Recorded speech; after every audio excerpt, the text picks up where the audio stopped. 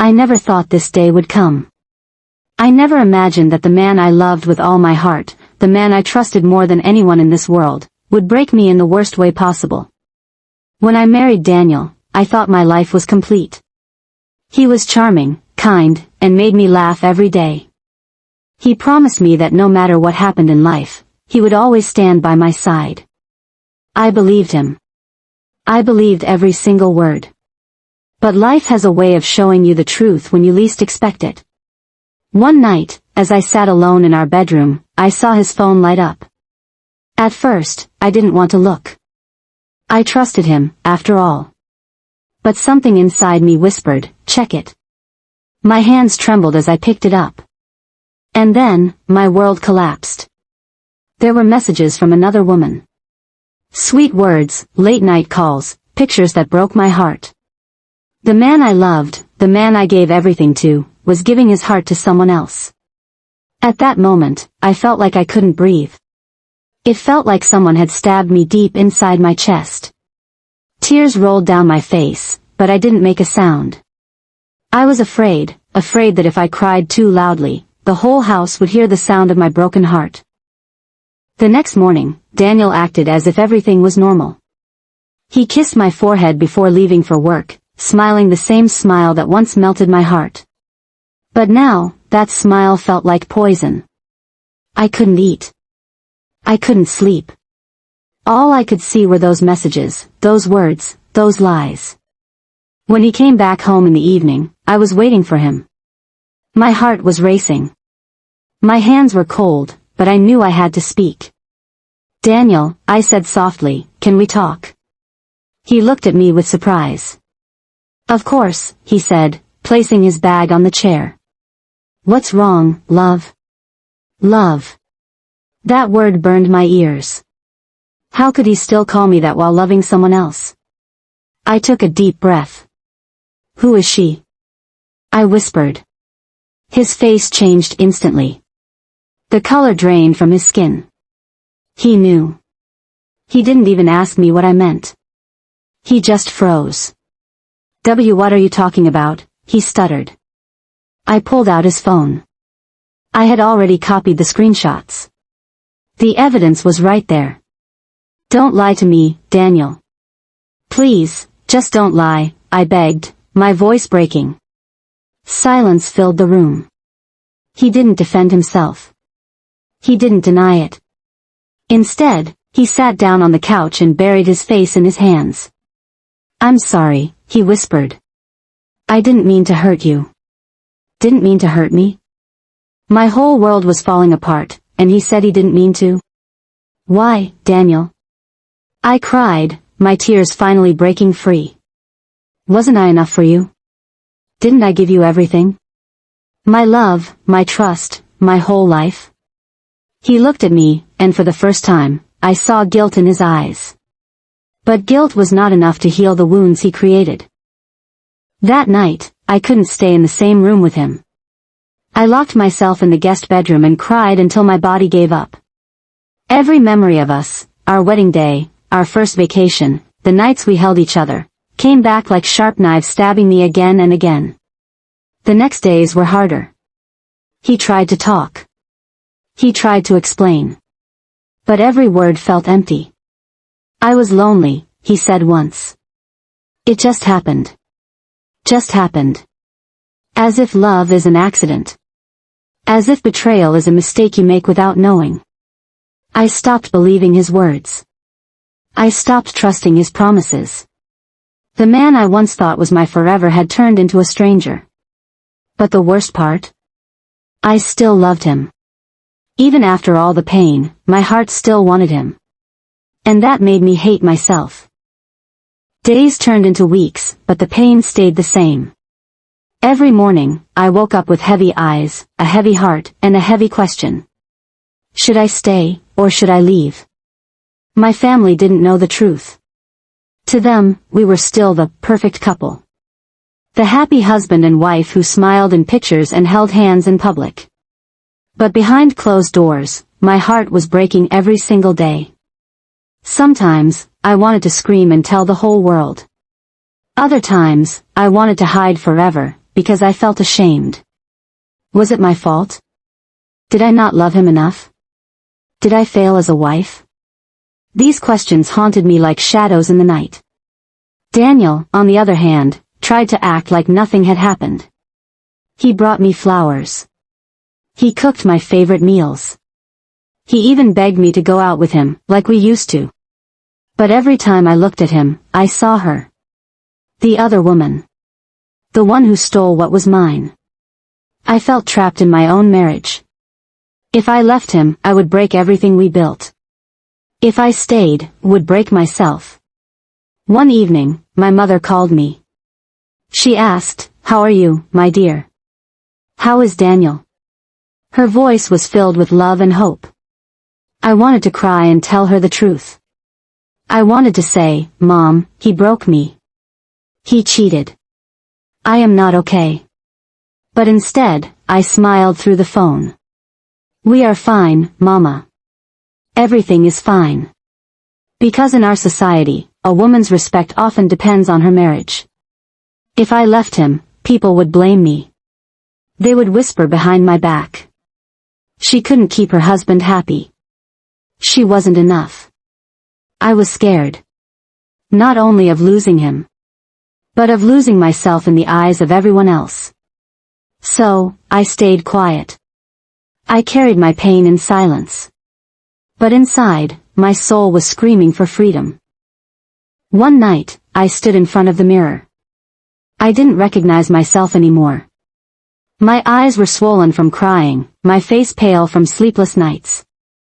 I touched my reflection and whispered, "Where did you go? Where is the woman who used to smile?" I realized then that I was losing myself, not because of his betrayal, but because I was allowing it to destroy me. The silence became too heavy. The pain became too loud. That evening, Daniel walked into the room and said softly, "Please, let's start over. I made a mistake, but I still love you." I looked at him, and for the first time, I didn't cry. My tears had dried up, but my heart had turned cold. "You didn't just make a mistake, Daniel," I said slowly. "You killed my trust. You broke the home we built. Do you even know what you've done to me?"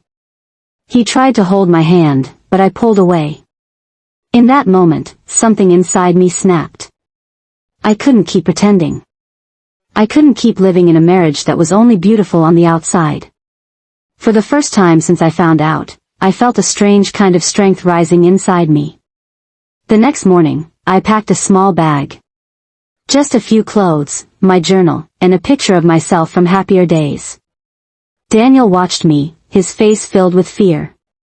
"Where are you going?" he asked, his voice shaking. "I don't know yet," I replied, "but I can't stay here. Not like this." His eyes filled with tears. "I'll change. I promise. Don't leave me." But promises meant nothing now. He had made promises before, at the altar, under the stars, during the storms. And he broke them all. I took one last look at the house we had turned into a battlefield. And then, I walked out. The air outside felt different. It felt like freedom. It felt like pain. But at least it was real. The first night away from Daniel was the hardest. I stayed at my cousin's small apartment. Her couch became my bed, and my tears became my pillow. The silence felt different now. It wasn't the heavy silence of a broken marriage, it was the silence of loneliness. But even in that loneliness, I felt something I hadn't felt in months, peace. No more pretending. No more lies. No more waking up beside a stranger who once was my whole world. Still, the pain didn't leave me. Everywhere I went, memories followed me like ghosts. The restaurant where we had our first date. The park where he proposed. The song he used to sing to me in the car. It all came back, and it all hurt. But day by day, I learned something important. Healing takes time. And healing starts when you choose yourself. Some days, I felt strong. I woke up early, went for walks, and wrote in my journal. I wrote about my pain, my anger, my dreams. It helped me breathe again. But other days, I broke down. I scrolled through old photos of us, asking myself, why wasn't I enough? And every time, I reminded myself. It wasn't about me. It was about his choices, his weakness, his betrayal. Slowly, I started to rebuild my life. I applied for jobs, met friends I had ignored during my marriage, and spent more time with my family. My mother finally found out the truth. She held me close and whispered, "My daughter, you are stronger than this pain. You will rise again." Her words became my strength. Months passed, and little by little, I changed. The woman who once cried herself to sleep every night was gone. A new woman was being born, a woman who knew her worth, who learned to stand on her own feet. I found a good job. I met new people who respected me, not for being someone's wife, but for being me. I started reading books, taking long walks, and discovering dreams I had once buried in the name of love. One evening, as I looked at the sunset from my balcony, I smiled for the first time in a long while. Not because life was perfect.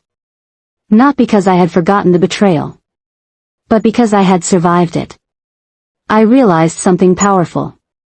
I didn't need Daniel to complete me. I was already complete. I just needed to believe it. If you are reading my story, maybe you are also carrying a broken heart. Maybe someone you loved deeply has betrayed you too. I want to tell you this. It is not the end.